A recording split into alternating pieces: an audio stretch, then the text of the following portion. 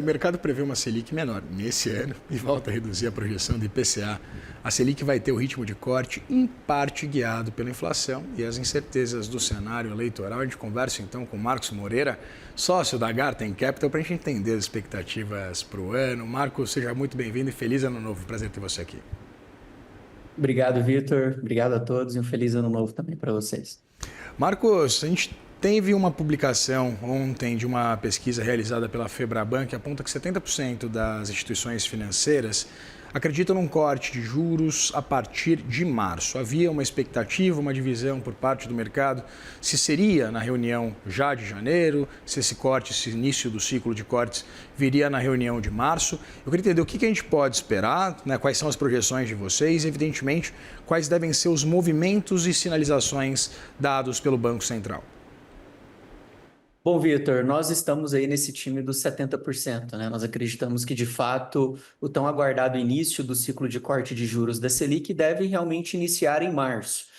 Vale lembrar que a ata da última reunião do Copom, né, que foi no dia 10 de dezembro, jogou um balde de água fria nas projeções de corte de juros em janeiro, visto que eles não retiraram, né, o termo de juros prolongados juros mais altos por um período bastante prolongado, né? Esse bastante prolongado, na nossa visão, reforça aí a tese dessa expectativa de corte apenas em março. E o Banco Central também reforçou que o cenário continua com um nível muito elevado de incertezas, tá? O que nós também acreditamos que vai continuar fazendo preço e influenciando essas projeções de cortes para a taxa Selic. Então, nós acreditamos que a Selic deve sim começar a cair em março.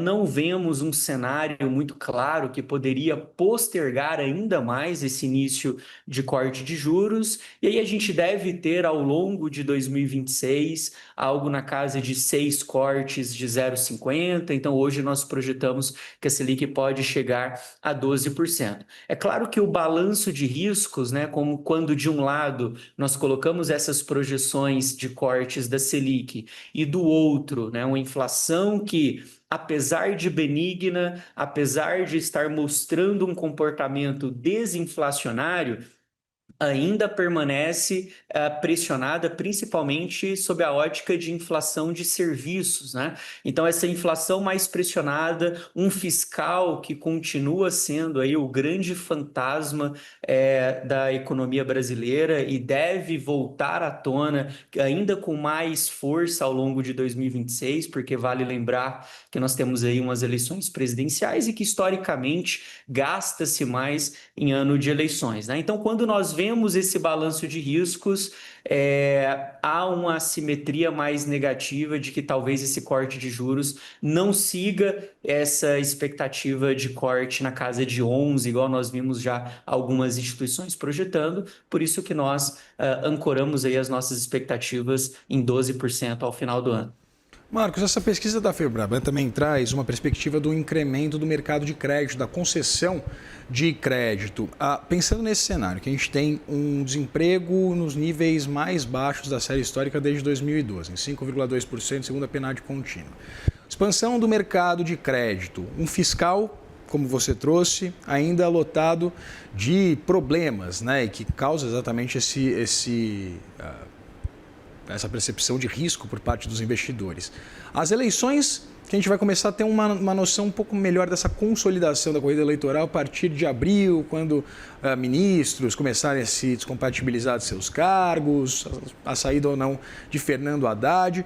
Todos esses componentes trazem um nível de incerteza tão significativo que como é que a gente pode, de fato, considerar que vai começar a cair a Selic a partir de março, visto que o próprio Banco Central já falou dessa série de componentes de risco e, evidentemente, também esse esmorecimento, palavras da autoridade monetária, da agenda de reformas.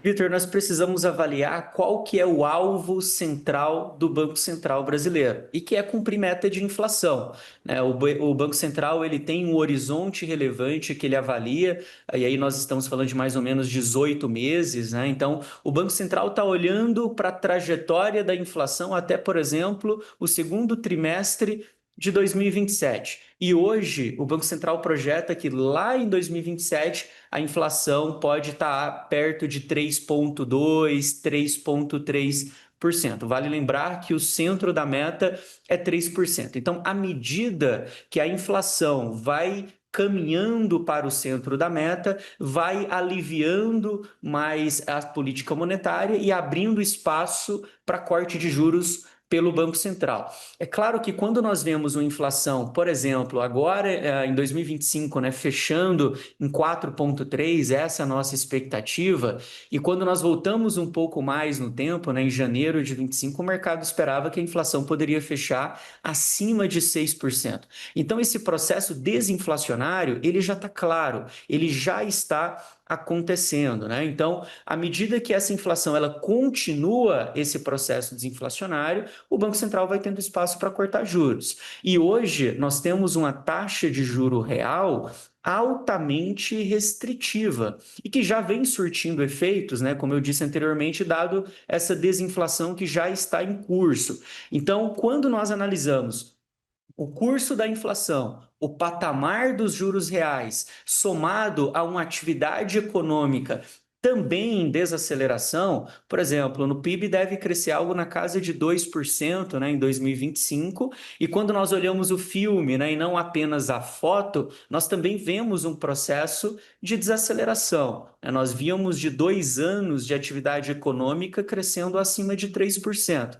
2025 deve crescer 2%, 2026 1,7%. Né? Então, esses fatores de desaceleração econômica, de desinflação em curso, abre espaço sim para um corte de juros, né? Visto que 15% é um nível extremamente restritivo. O grande detalhe, Vitor, que esse balanço de riscos de mais incertezas pode fazer é diminuir o ritmo de cortes.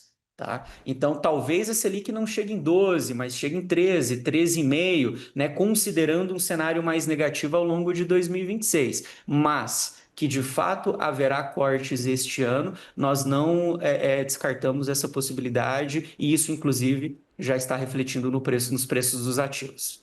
Marcos, você menciona o horizonte relevante, né, com essa perspectiva de um IPCA de 3,2%, pensando ali no segundo trimestre de 2027, mas se a gente olhar para 2026, a gente teve a definição do do Conselho Monetário Nacional, perdão, do CMNE, de manter a meta de inflação em 3% também para esse ano. Só que o Boletim Focus aponta ali uma perspectiva de um fechamento do IPCA para 4,05% ao final deste ano.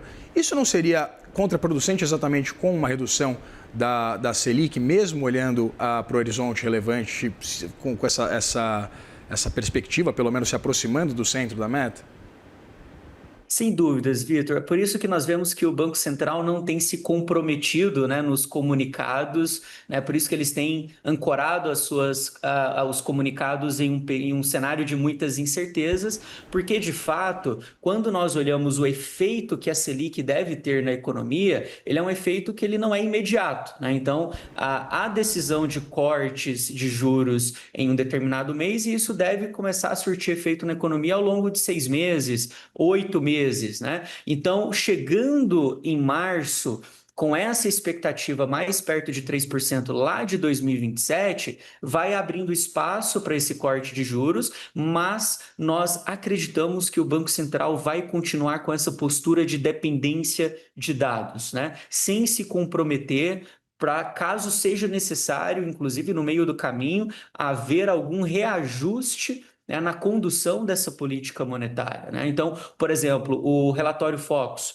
que é a mediana, né, do mercado com relação às projeções para os principais indicadores econômicos, vem essa inflação acima do que o Banco Central está projetando, mesmo para o horizonte relevante, mas é unânime a perspectiva do mercado de um processo contínuo de desinflação. Tá? Isso traz um olhar um pouco mais benigno, apesar dessas incertezas que nós vemos em 2026. Tá? Então, talvez uma pimentinha a mais aí para esse cenário são as eleições presidenciais, como eu disse anteriormente, isso traz uma porção a mais de incertezas e também o cenário externo, que inclusive o Galípolo vem sempre reforçando a influência, né, do cenário global, inclusive no andamento dos principais indicadores aqui no Brasil e que pode, sem sombra de dúvidas, continuar impactando as decisões de juros pelo Banco Central brasileiro.